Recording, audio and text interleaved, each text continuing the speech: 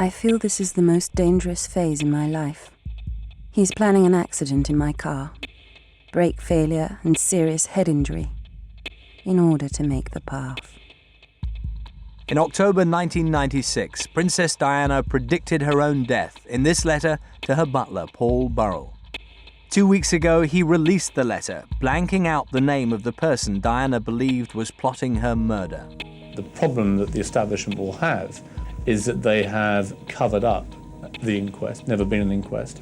They have not allowed a public inquiry into what happened to Diana in this country. And that has fueled already conspiracy theories for the last 6 years. And what today's letter will do is simply give credence to the view that there was more to it than meets the eye, and we should have some form of formal investigation. There was an official French inquiry into the deaths of Diana and Dodi Al-Fayed, an inquiry that ruled out foul play.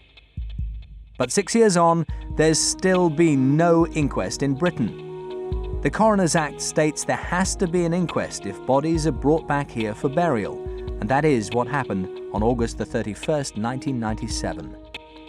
The Act says the inquest has to be held as soon as practicable. The Tatler is the magazine of the rich and chic. It's close to the establishment, but its editor is now leading a campaign for that inquest. Why has the most famous woman, possibly in the 20th century, who died in mysterious circumstances, not have what she's legally entitled to, which is an inquest? I mean, it is an obligation under the law. It's not a nicety. It's not something which we might feel was polite or decent to do. It is a legal obligation.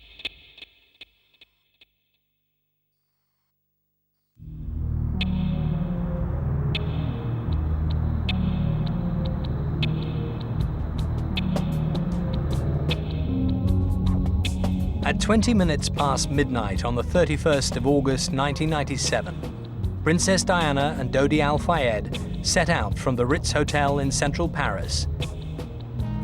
And of the 4 people in her Mercedes, only the bodyguard, Trevor Rees-Jones, would survive. 2 hours after the crash, French police arrested 7 paparazzi for manslaughter. Their high-speed chase had caused the deaths. 30 hours later, the French authorities changed the story dramatically. Now the fault was the drivers. Henri Paul was drunk and on medication. Following a French government inquiry in 1999, this explanation remains the official cause of the accident and the deaths of Diana, Dodi, and their driver. But now we know that the official version is deeply flawed. The investigating magistrate and the prosecution wanted to come to an end because there was too much pressure, because no one would know the real truth anyway, so it had to be stopped. So it was stopped, and of course, not everything has been inquired on. We've been allowed to film the 27 volumes of confidential evidence the French inquiry gathered. None of these documents have been seen before. The files raise a number of very worrying questions about the inquiry. Why was the scene of the accident scrubbed clean and opened within 4 hours of the crash, destroying valuable forensic evidence? Why was the traffic police investigation not included in the official inquiry report? Why was the first witness on the scene ignored and silenced by the police? Why was the autopsy carried out on Henri Paul so blatantly inaccurate? And why were the Secret Service connections of both Henri Paul and another key witness never properly explored? One of our discoveries was this photograph of the Mercedes and its occupants taken just seconds before the crash. Many vital questions have never been properly pursued, let alone answered. And that appears to be no accident.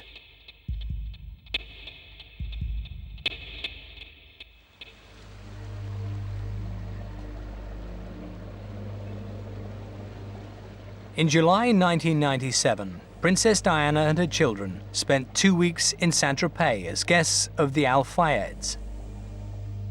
She was a free woman, just divorced and just out of a 2-year love affair.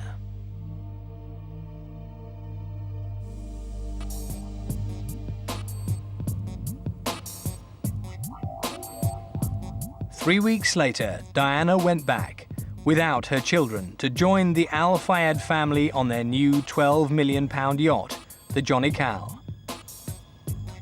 During the cruise, Diana made very public her new romance with Dodi Al Fayed. The couple gave great headlines. Princess of the Paradox Diana yo-yoed between posing for stills and pleading for privacy.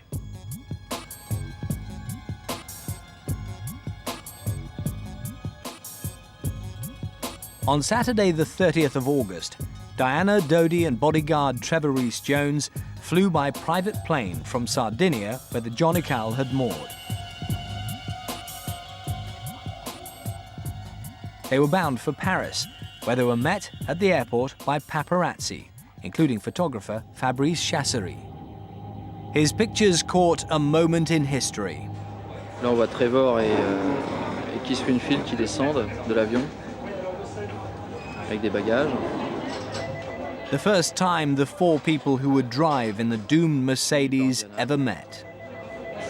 Là, nous, à ce moment-là, on était à peu près vers au niveau de la douane.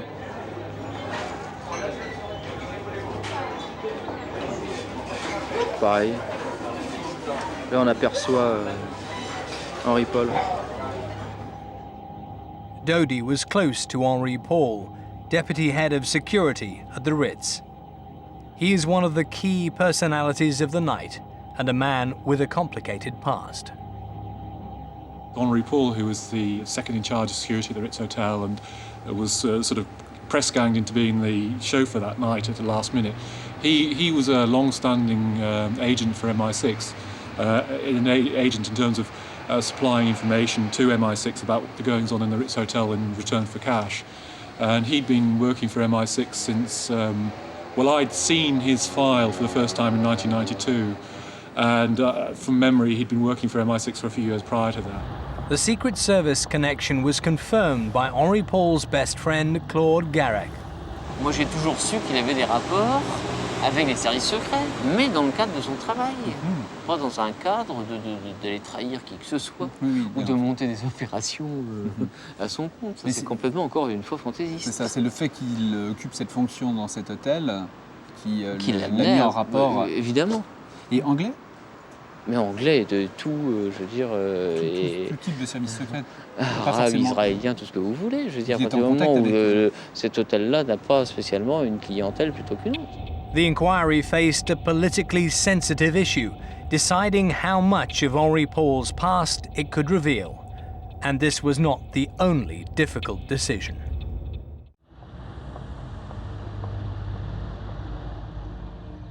Henri Paul accompanied Diana and Dodi to the Villa Windsor, the mansion Edward VIII and Mrs. Simpson had lived in Paris, a property the Al Fayed family had bought. I think she was aware that she was a potential Duchess of Windsor, a sort of loose cannon who they were going to watch very carefully, and she was not averse to upsetting them, and I think she quite enjoyed how much the affair with Dodi would upset everybody back at Buckingham Palace, as indeed it did, and a bit of in-your-faceness was in her nature. They drove to Dodi's flat. Number 1 Rue Arsène-Osé, near the Étoile. Dodi had booked a table at a smart Parisian restaurant, but at 9:45, he cancelled because there was a crowd outside.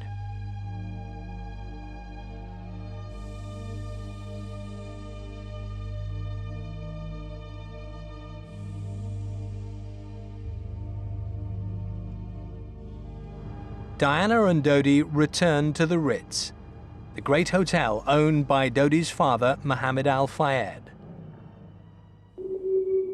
The couple ate in the restaurant. She had sole, he had turbot, and then they went up to the £6,000 a night Imperial Suite. Previous occupants included Hermann Goering, Winston Churchill, and Woody Allen.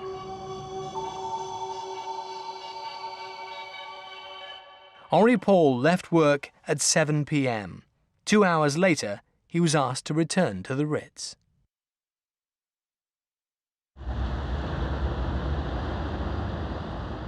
Henri Paul's ultimate boss at the Ritz is also the owner of Harrods in London. Mohammed Al-Fayed still ponders what happened that night.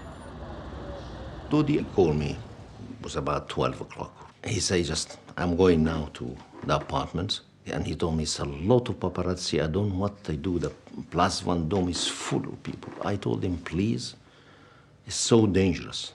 Just stay in a hotel. Everything is there. No need for you to go out. He told me, I think I will follow your advice. Why? After Dodi assured me that he's not going to go out, Henry Paul gone to him at 12 o'clock after Dodi talking to me and convinced him, no problem, we're going to go from the back entrance. Everything is okay. Don't worry, I know the way. And please, because you have already prepared everything there, change Dodi's mind. Dodi followed him up. And he said, because all the arrangements there, they have the champagne, they have the party there in the apartment. Henri Paul, part-time MI6 man, would help Dodi devise a plan to outwit the paparazzi. This amateur video is the only record of what was happening outside at the front of the Ritz. Someone's out, they're very important. Tourists and paparazzi wait for the glamorous couple. Henri Paul tells the crowd the couple will be leaving soon in this, their Mercedes. 5 minutes later, the clever ploy, a second Mercedes pulls up by the back door of the Ritz. Henri Paul, Princess Diana, Dodi, and Trevor Rees-Jones get in. Paul takes the wheel. Meanwhile, at the front of the Ritz, people scramble into their cars, realizing they've been fooled. Using two Mercedes might not be vintage James Bond, but it gave Diana and Dodi's car a head start. Chasing Princess Diana! The quickest way from the Ritz to Dodi's flat was up the Champs-Élysées, but at the Concorde, the car turned left instead of right. It then raced along the riverbank of the Seine. It was now actually going away from Dodi's flat. But the French inquiry never asked why they were taking this route. It is a mystery why they were where they were, because there are many different ways of getting to the apartment that they were going to at the top of the Champs-Élysées without going via the Champs-Élysées. Where they were, it's inexplicable.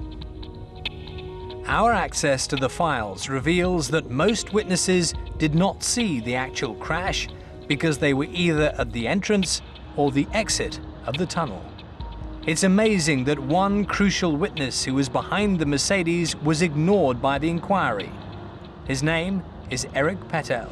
Non, je commence à rentrer dans le tournant, là il y a des appels de bar. Parce que la voiture, bon, c'est vrai qu'elle roule assez vite quand même.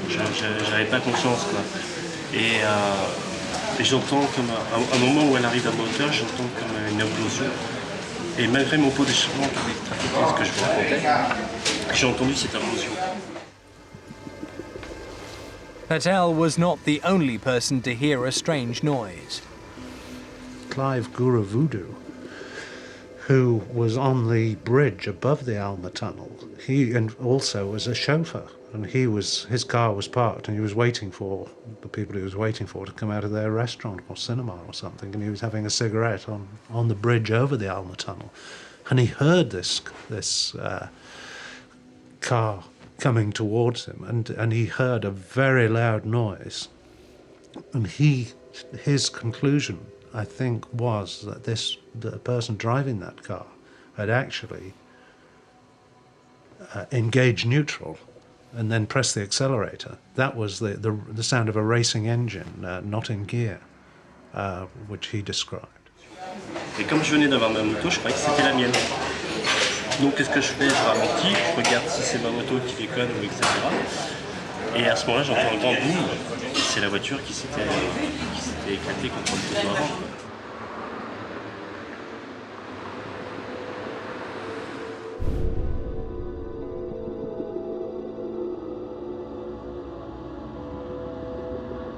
Henri Paul and Dodi Al-Fayed died almost instantly.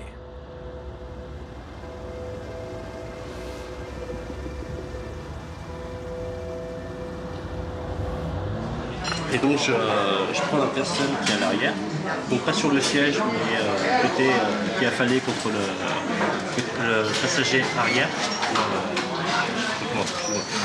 qui est accroupi sur le passager, sur le dossier du passager avant, au sol, et je la prends pour la mettre en arrière.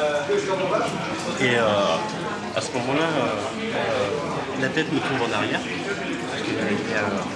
Et je vois du sang qui coulait de son oreille et du nez. Et sur le coup, c'est marrant, je me suis dit, mais je connais cette personne.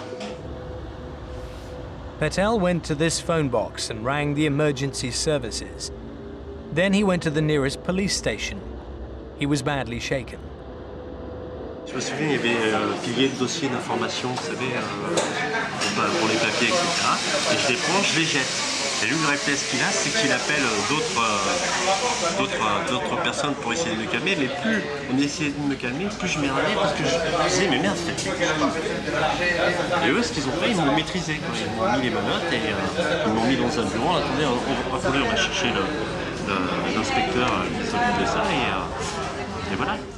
Princess Diana was very badly hurt when she hit the back of Trevor Rees-Jones's seat, but she was not trapped in the metal. Under a flash, the full damage is clear.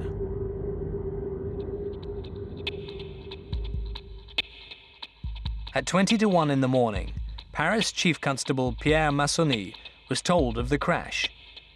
He woke his boss, the Minister of the Interior, and then made for the tunnel. Princess Diana was lifted out and put in one of the 3 ambulances that had arrived by 12:40. By 2 a.m., Police Chief Massonny and the French Minister of the Interior became worried because Diana's ambulance had still not reached the hospital. It stopped twice, in fact, first 1 kilometre from the tunnel, and then on the bridge just 300 yards from the hospital. The French press were told this was because Diana's blood pressure was so low. It took over 1 hour and 10 minutes for Diana to reach the hospital, a distance of 3 miles. The inquiry never raised the disturbing question: did this delay almost guarantee Diana would die? Cette nuit, la princesse de Galles a été victime à Paris d'un accident de la circulation à grande vitesse. Elle a été immédiatement prise en charge par le SAMU de Paris qui a effectué la réanimation initiale. À son arrivée à l'hôpital de la Pitié-Salpêtrière, elle présentait un choc hémorragique gravissime, d'origine thoracique, puis rapidement un arrêt cardiaque. Une thoracotomie d'urgence a mis en évidence une plaie importante de la veine pulmonaire gauche. Malgré la fermeture de cette plaie et un massage cardiaque externe puis interne de 2 heures, aucune efficacité circulatoire n'a pu être rétablie et le décès a été constaté à 4 heures du matin. Soon after, the paparazzi were arrested, and they became the first guilty party. With the snappers behind bars, the police took no notice of what Patel was saying. He had seen no paparazzi around him or around the Mercedes, but he was surprised to find himself bundled into a van in handcuffs and taken to Paris police headquarters. Et donc il y a un officiel qui est venu, dont je ne dirai pas le nom, et qui m'a dit simplement qu'il ne valait même pas que je me fasse connaître. Et c'est tout. Il m'a lancé seulement cette menace. Moi je ne savais pas qui c'était à ce moment-là. The information provided by Patel leads us to believe the official was Chief of Police Massonny. We put this to Mr. Massonny, but he has never responded. Et puis voilà, ils disent que ça c'est pas comme ça que ça s'est passé. J'ai compris, j'étais là. Ils vous disent c'est pas comme ça que ça s'est passé. Ouais. Mais ce qu'ils voulaient exactement, ils ne l'ont pas dit. Mais quand il vous disait c'est pas possible, il vous disait il vous suggérait la façon dont ça avait pu se passer? Non, comme si j'étais pas là. J'avais jamais rien vu, etc. That night, the police briefed the press that Patel was lying. Paris Match's chief reporter had the story from Patel's lawyer 3 days later. Il est arrivé le 3e ou 4e jour et nous avons une longue conversation de 2 heures. Donc j'aurais pu être beaucoup plus actif là-dessus, mais je me méfiais, je ne sais pas pourquoi. Les choses les plus faciles me semblent toujours un peu inquiétantes. C'est vrai, quoi, il faut le dire.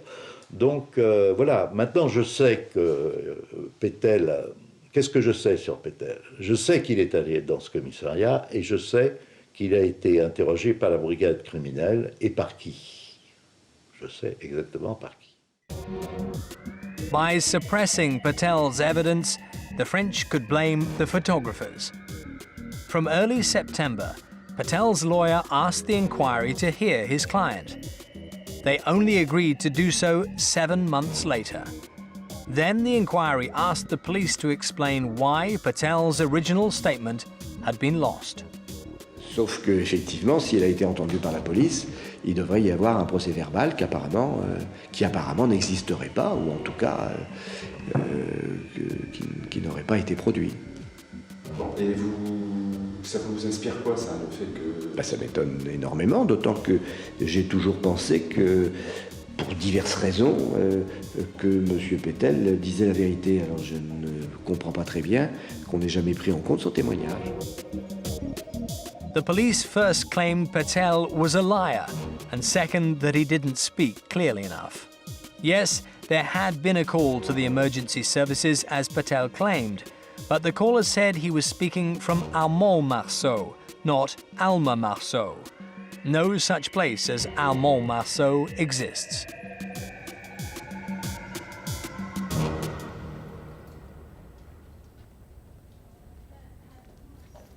Harrods' head of security had worked at Scotland Yard for 26 years. My first concern was I'd learned that the bodyguards had decided not to deploy a backup vehicle, protection vehicle, which was contrary to all of our own rules. That surprised me greatly. I was also very surprised when I learned, particularly from television footage, that the French police had not isolated the tunnel to preserve it for evidence.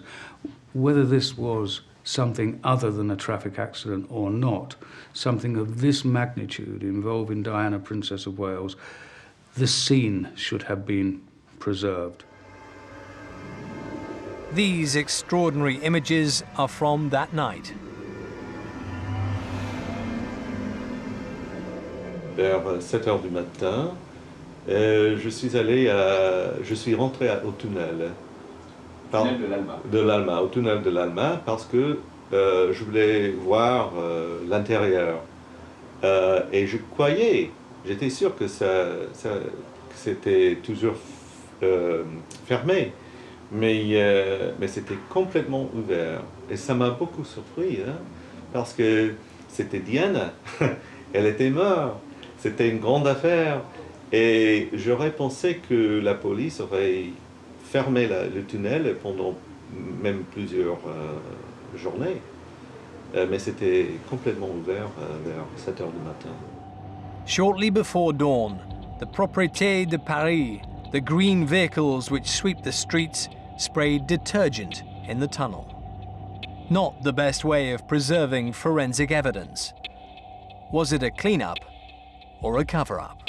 The whole Diana factor does alarm the establishment. She has this volcanic capacity to cause great grief, dismay, lack of logic, distract from the main purpose of the royal family, and certainly an inquest could throw up some uncomfortable questions.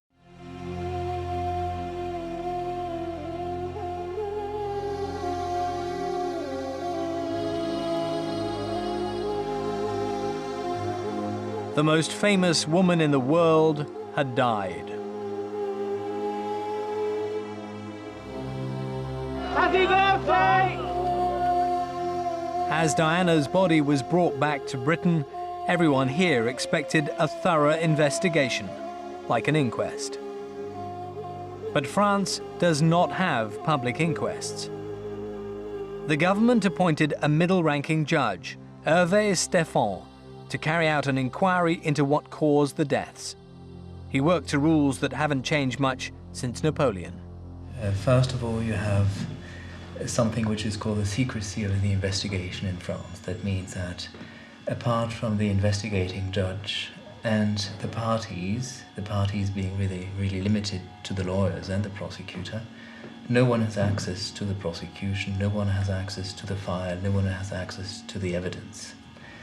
So the media don't know anything, the public does not know anything, and nobody can verify what's in the file.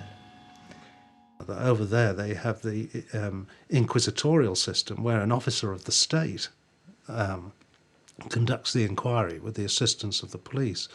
And of course all officers of the state are paid by the state and beholden to the state. And one is, shall one say, in no circumstances sceptical as to whether or not there can be interference from above.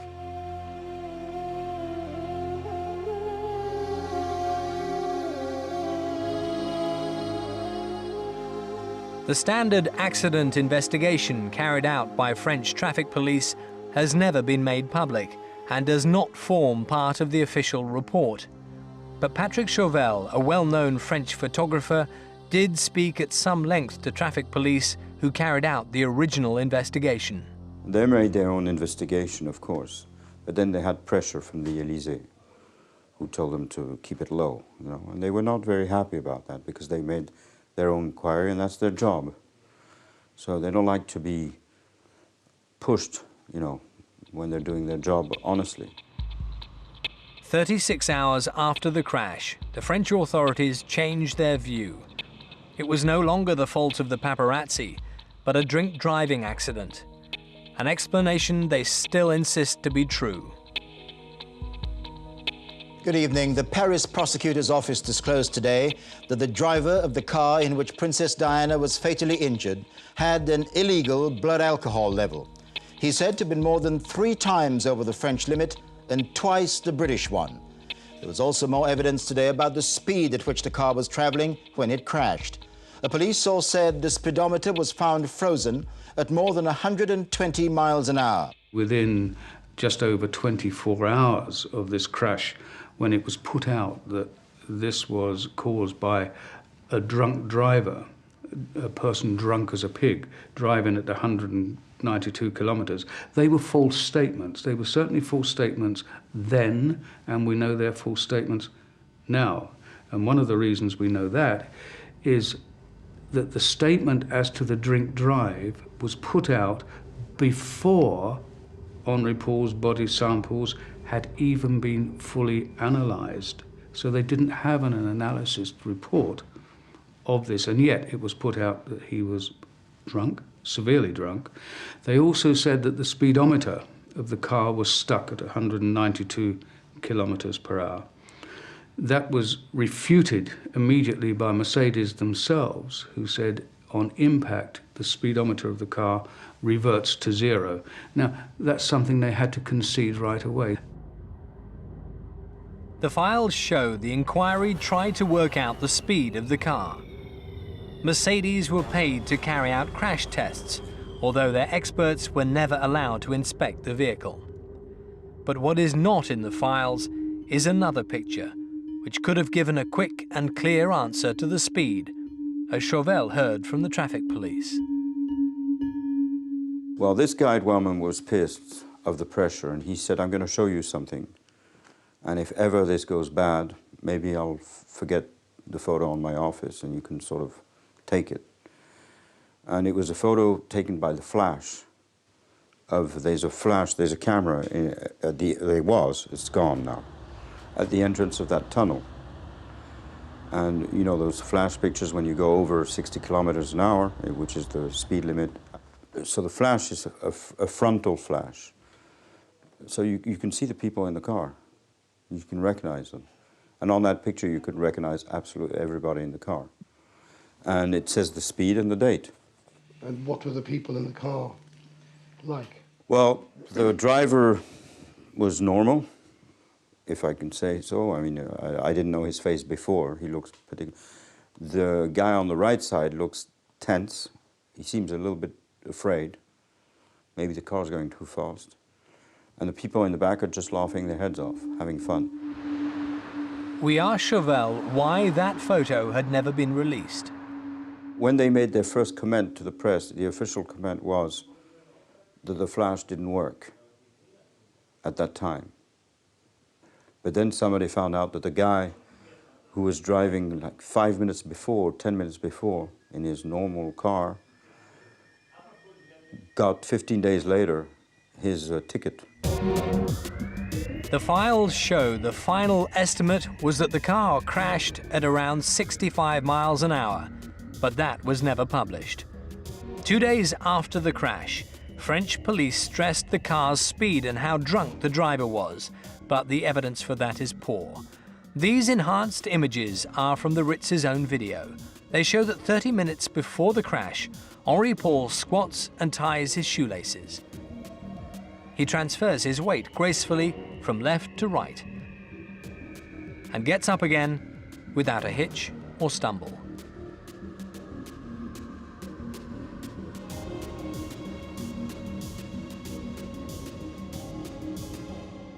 Paul spent 2 hours before setting off from the Ritz in the company of Trevor Rees-Jones.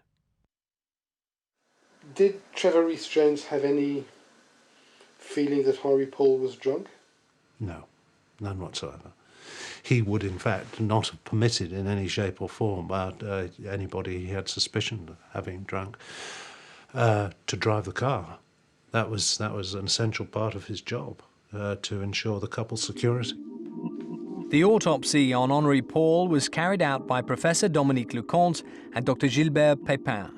They concluded that Henri Paul's blood had 1.74 grams of alcohol, twice the legal limit in Britain. He also had legal medication and an average of 20.7% of carbon monoxide. The carbon monoxide reading is bizarre because such a high level leads to erratic behavior. Pas possible. Car plus de 20% de monoxyde de carbone, on ne peut pas conduire. On ne peut pas se tenir debout. On vomit. On a mal à la tête. Donc on aurait décelé chez M. Paul un comportement tout à fait anormal. Il n'aurait pas pu prendre la voiture puisque au moins le garde du corps l'aurait empêché de prendre le volant. The first thing we wanted was an independent post-mortem, and that was denied without reason. They wouldn't give a reason why we couldn't have one. We then asked for an independent analysis of these body samples, and that was denied. We then asked whether we could be present at any subsequent examination of Henri Paul's body, and that was denied. All of these things without reason. The police got a search warrant for Henri Paul's flat. His friend Garrick had the keys and watched. J'ai eu quand même la nette impression que le rapport de perquisition était quand même un petit peu orienté. Parce que vous voyez, on a toujours fait on a toujours dit il y a une bouteille de martini dans le frigo alors qu'on ne buvait pas de martini. On disait qu'il y avait une bouteille de Ricard. Tout d'un coup, il semblait que son bar était extraordinaire alors qu'il était tout à fait commun. J'en ai un moi-même à peu près du même ordre. Et vous dites que vous sentez qu'il était orienté parce qu'on cherchait de l'alcool. Orienté, puisqu'on n'a jamais dit qu'il y avait par exemple 240 bouteilles de Coca-Cola. Il y avait 240 bouteilles? Oui, de boîtes de Coca-Cola light, puisque c'était sa boisson préférée. Là, le rapport n'en fait pas état. Pourquoi? Mais j'ai l'impression qu'à partir du moment où on ne voit que l'alcool et on ne voit pas les softs, bon, ça me paraît quand même un peu orienté. Et les médicaments? Ils ont cherché les médicaments? Forcément. Et alors? Et alors, il n'y en avait pas. Il n'y avait pas de médicaments? Non plus. The Paul family were denied access to the material in these bottles, their son's blood and urine samples. Backed by Al-Fayed, they got 4 of Europe's top pathologists to examine the post-mortem report. They dissected the autopsy and listed 28 critical errors that made the procedure unreliable. These included that the autopsy was not timed. No proper description was given of how his body was identified. No explanation was given for the 20.7% of carbon monoxide.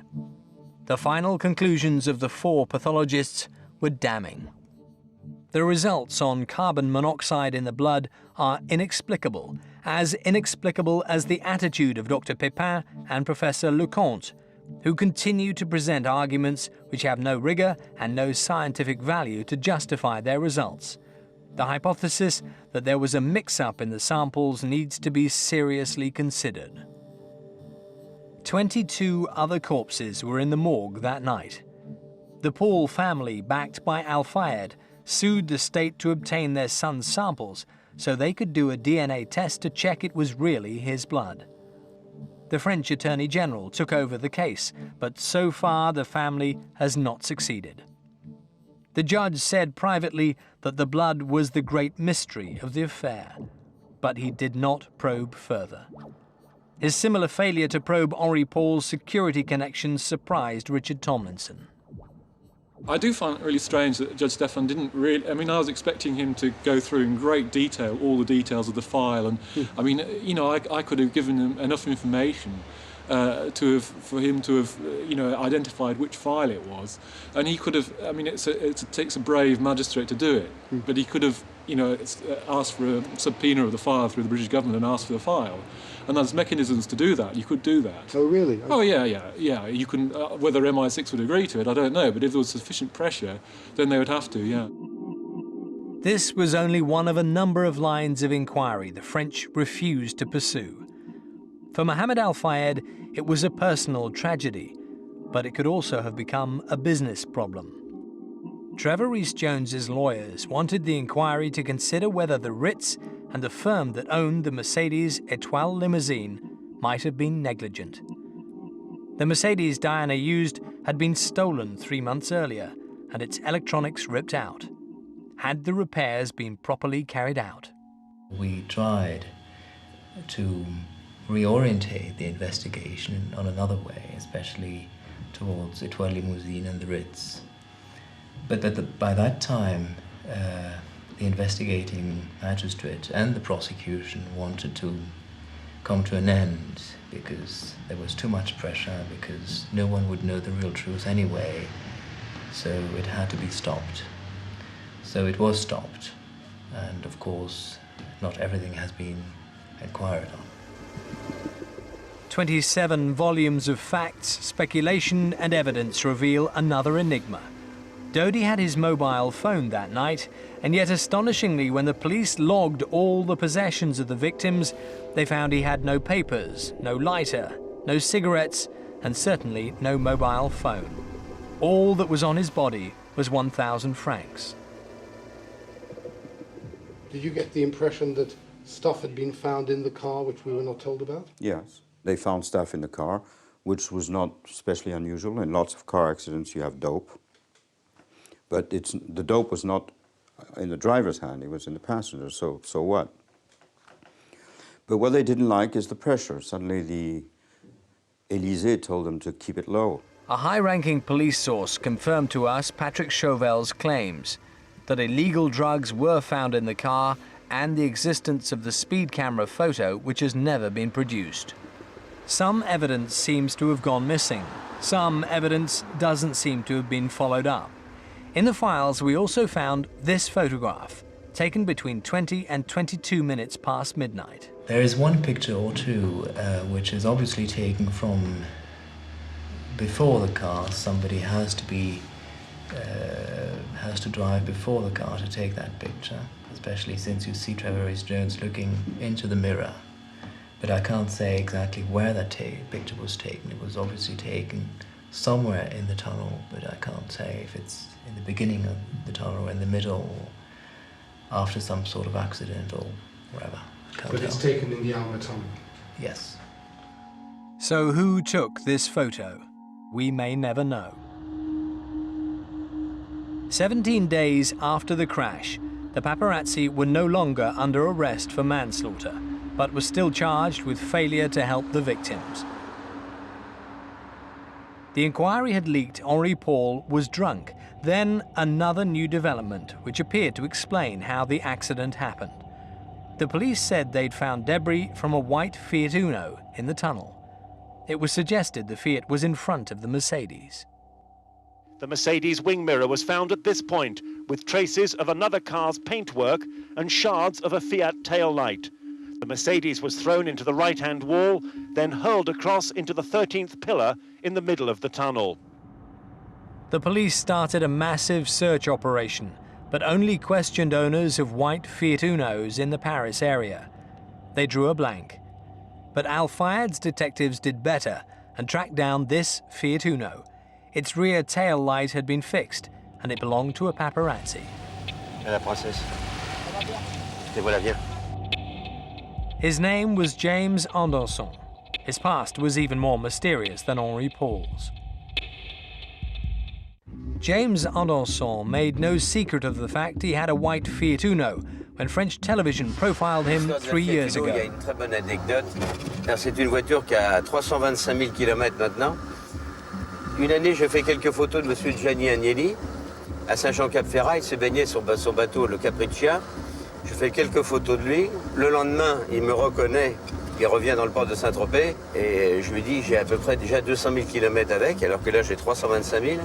Et il me dit, l'artiste, quand tu seras à 500 000 km, je te ferai un cadeau d'une voiture.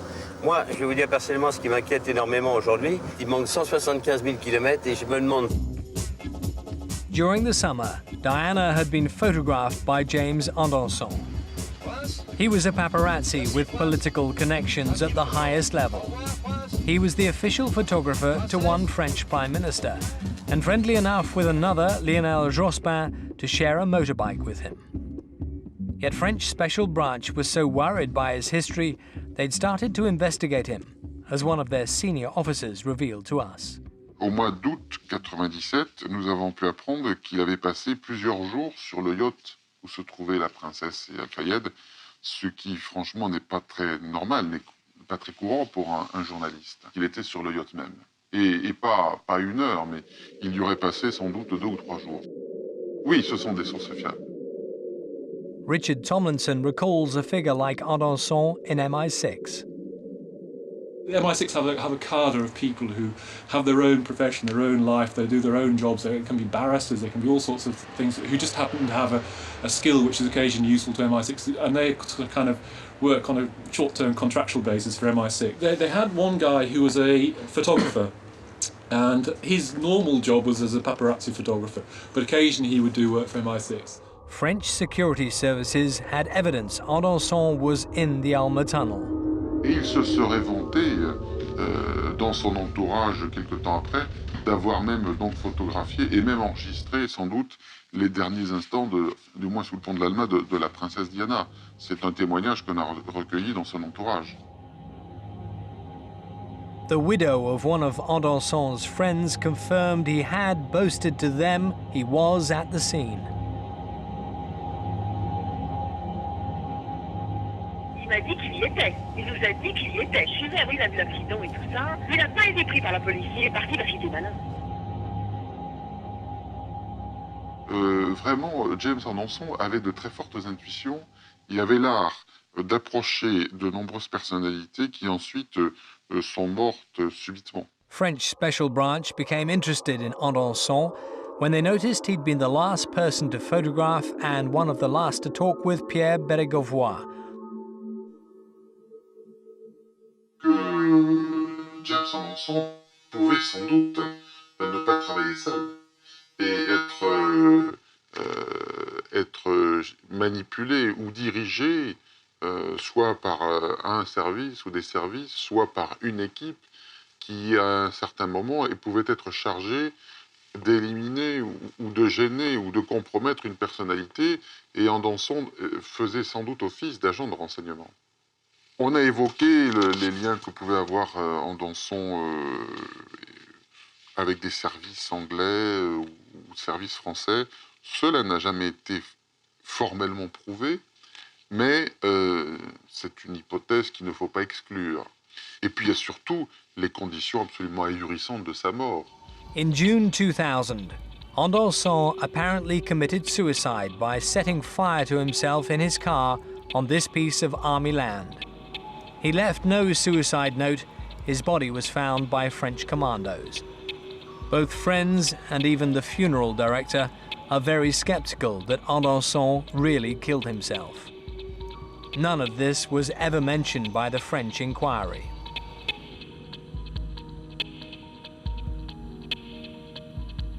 Under British law, there has to be an inquest into the death of any British subject who dies abroad in mysterious or unexplained circumstances. Now, that was obviously the case with Princess Diana and Dodi Al-Fayed. But though they died in 1997, no inquest was opened until 2004. The royal coroner then did two things. First, he formally opened the inquest, and second, he asked the ex-commissioner of the Metropolitan Police, Britain's top cop, if you like, Lord Stevens, to investigate how the French had investigated the crash. Lord Stevens took a team to Paris. He got access to all kinds of documents which investigators and journalists obviously found it hard to get to. And he said, rather cryptically, that there really was something wrong with the way the French had gone about the investigation. We've got new witnesses and new forensic evidence. But then we had another shock in June 2006. By then everybody thought Lord Stevens would soon issue his report, and everybody thought the coroner would finally open the inquest properly. But suddenly the coroner then announced that the inquests into Princess Diana and Dodi Al-Fayed were simply too time-consuming, and he had to resign. So we now find ourselves in the very strange position that there has to be an inquest. The inquest has been opened, but there is nobody to run the inquest. James Anderson was only one reason why there was pressure not to explore certain irregularities about the accident investigation. The first witness on the scene was ignored and deliberately discredited. A proper traffic accident investigation was apparently suppressed, and the victim's possessions had apparently vanished. The dead driver's autopsy was clearly flawed, yet formed the basis for the main conclusion that drunk driving was to blame. The driver and another key witness had strong Secret Service connections, but these were never explored. To blame the driver, Henri Paul, as the French authorities have done, may be convenient, even politic. But the true causes of the crash are complex and murky. The revelation that Diana predicted she would be the victim of a so-called accident has sparked even more calls for an inquest. It's third-class treatment for a first-class tragedy.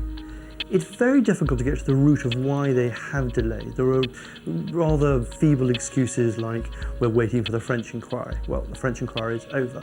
There are feeble excuses like, we want to make sure we can get all the witnesses. Well, the same witnesses are there as ever have been there. We certainly won't see an inquest open in 2006. We probably won't see an inquest open in 2007. And the best guess is that maybe it will open in 2008, 11 years after the crash in the Alma tunnel.